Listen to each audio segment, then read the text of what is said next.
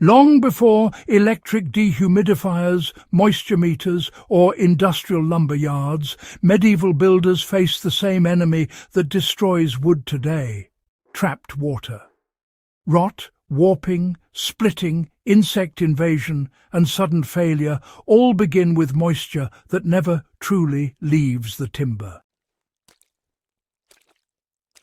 Medieval craftsmen knew this, and they solved it with a controlled wood kilning technique so reliable that cathedrals, bridges, ships and homes built with it still stand centuries later. This was not guesswork or superstition. It was a repeatable process refined through hard failure and hard winters. What makes it remarkable is not only that it worked, but that it worked consistently across regions, climates and generations. Why medieval builders could not afford wood failure. In the medieval world, wood was not cheap or disposable. A single oak beam could represent weeks of labour from felling to transport. If timber failed after construction, replacement was often impossible. Builders needed wood that behaved predictably under load, resisted rot, and did not twist as seasons changed. Air drying alone was too slow and unreliable in damp climates.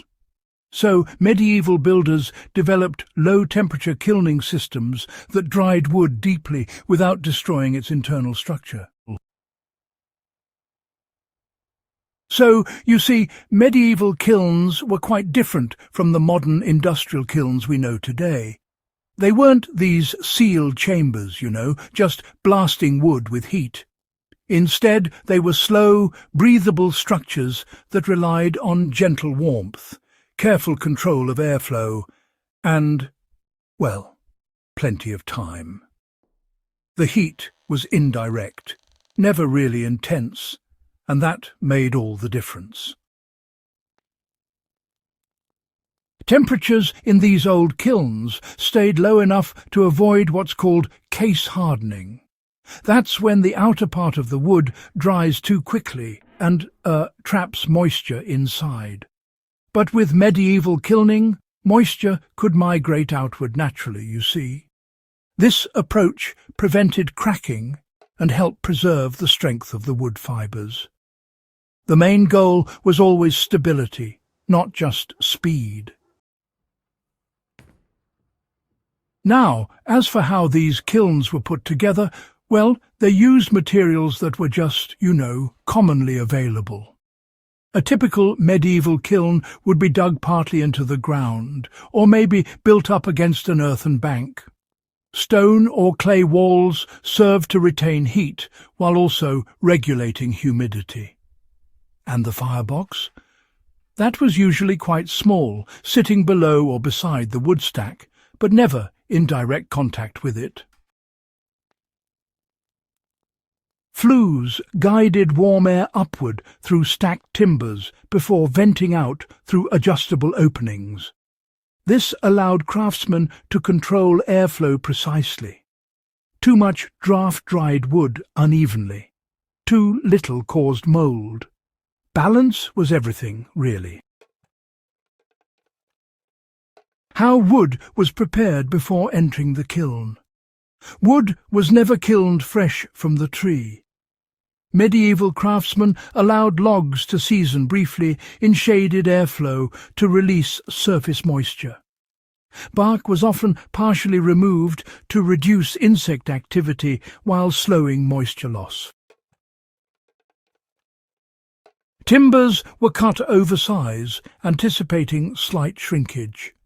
Only then were they stacked in the kiln with spacers between each beam, ensuring warm air reached every surface evenly. Temperature discipline was really the key to success. Medieval kiln operators understood that heat could destroy wood just as easily as moisture could. So fires were kept small and steady, often fueled by charcoal or peat, for that consistent output. Temperatures were maintained just above ambient, sometimes honestly no warmer than a mild summer day. This slow heat, well, it encouraged internal moisture to move outward without actually stressing the grain. Kilning could take weeks, but the result in the end was timber that behaved as if it had aged naturally for years. Now, how did craftsmen know when the process was complete? Without instruments, medieval builders relied on repeatable indicators. Finished wood, for example, sounded sharper when struck. It felt lighter, but not brittle, and shavings curled cleanly instead of tearing. Rather clever, really. Most importantly, the wood stopped changing shape after removal from the kiln. Beams that passed this test were marked and reserved for structural use. Lesser timber was diverted to furniture or fencing. Why this method produced wood that resisted rot and insects? By removing moisture slowly and thoroughly, medieval kilning denied fungi and insects the environment they needed. The process also crystallized resins within the wood, especially in pine and fir, creating natural resistance. This is why medieval roof trusses and ship frames often survive even when exposed to damp conditions for centuries.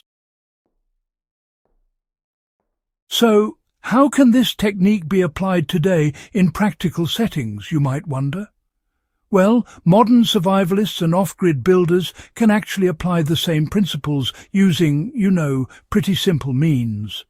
A shed with controlled vents, a small external stove, and a bit of patience can really replicate medieval kilning. Wood should be stacked with airflow gaps, heated gently over long periods, and importantly allowed to rest after drying. This method is especially valuable for cabin beams, tool handles, bows and furniture. Anywhere, really, where strength and stability matter a lot more than speed. So, why did the technique disappear? And why does it, deserve a revival? Well, industrial kilns, they really favoured speed over longevity. Fast drying met commercial demand, but it sacrificed durability, plain and simple. Medieval kilning fell away because it required attention, experience, and honestly, a fair bit of time. Yet, in an era so concerned with sustainability and resilience, this old method offers something modern systems often fail to deliver: wood that behaves predictably for decades. Now, understanding this technique isn't about romanticizing the past. It's about reclaiming knowledge that solved real problems with precision and restraint.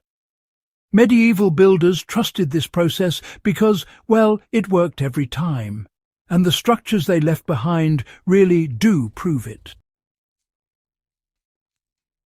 If this guide deepened your understanding of historical craftsmanship and practical survival knowledge, please support in the beginning by subscribing, sharing this episode, and helping keep serious history alive for future generations.